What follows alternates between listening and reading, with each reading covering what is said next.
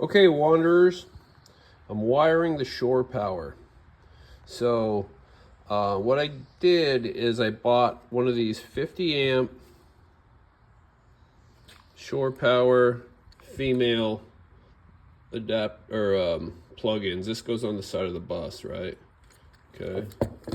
So it's got the, it's got the cover, and then, this thing goes up in through here, up in there, and then you wire it.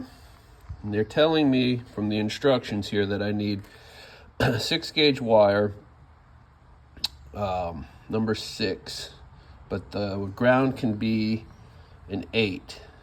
So they sell that at the Home Depot, and it's about, right now it's going for about $7 a foot, a little under $7 a foot, 6 something a foot.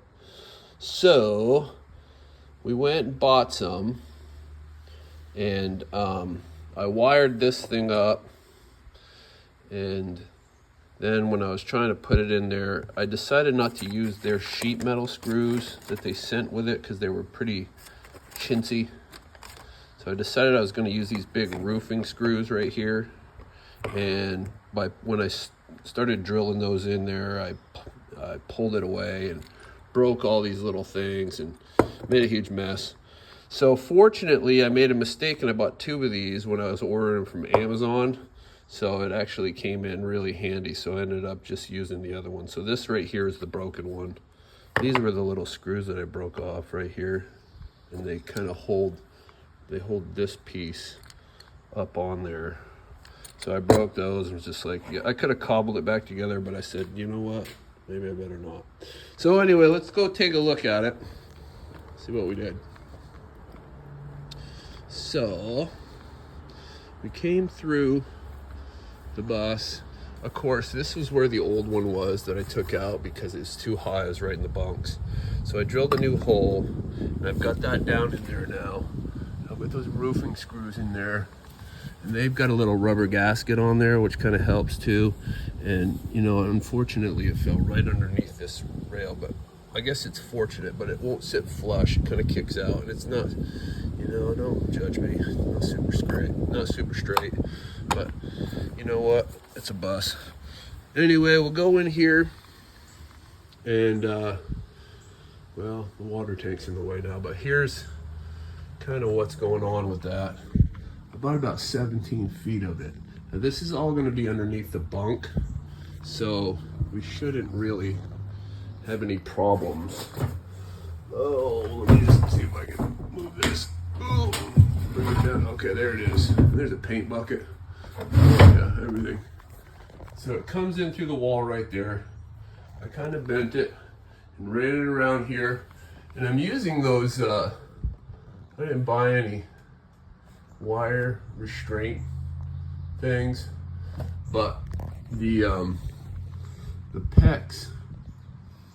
PEX restraint worked really good on there, so I just used those. I might add some actual electrical ones eventually someday. So I came through the wall right there, and we'll go around to the garage. Oh, there it is.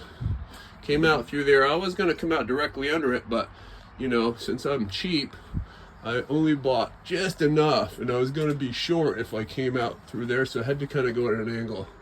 So I ran it up to my box. Either that or I would have had to drop my box down a little, which I probably could have done. That would have been a solution, but I kind of like it up high like this.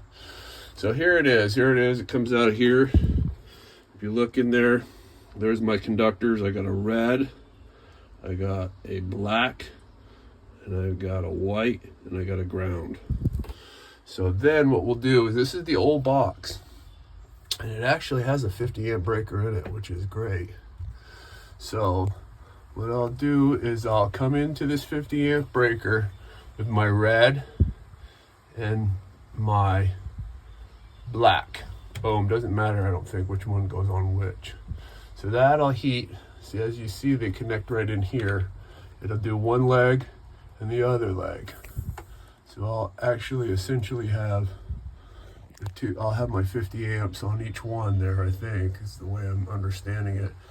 And then I'll do my white over here, or my neutrals. There's my neutral bus bar.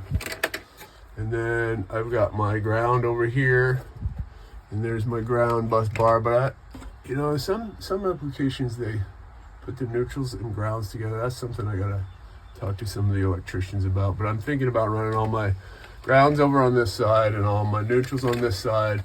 Then I got my 4 breakers up here, and I've got my 4 circuits, AC circuits in the bus right there.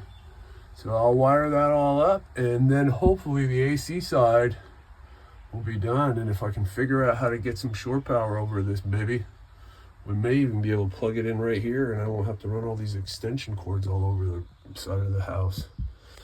All right, stay tuned. Okay, wanderers, I'm in here wiring the panel, and I've got my main wired in. I've got it going to that 50 amp breaker. I've got it going to my neutral. Now I'm just gonna wire in my circuits. I've got 4, so I'll bring 2 in over here, and I'll bring 2 in over here. But what I really wanted you to see is this right here. I don't know if you can see it or not, but can you see this right here? That right there is the rarest liquid known to mankind, electrician sweat. All right, wanderers, there it is. There is my AC panel with the 4 circuits. So I've got all my neutrals landed on the white. I went up above because I didn't want to come down underneath all the main here. I got my 50 amp breaker. I got my grounds, and then I've got all my hots going to the breakers. So I think I can put the cover panel on and call it macaroni. Macaroni.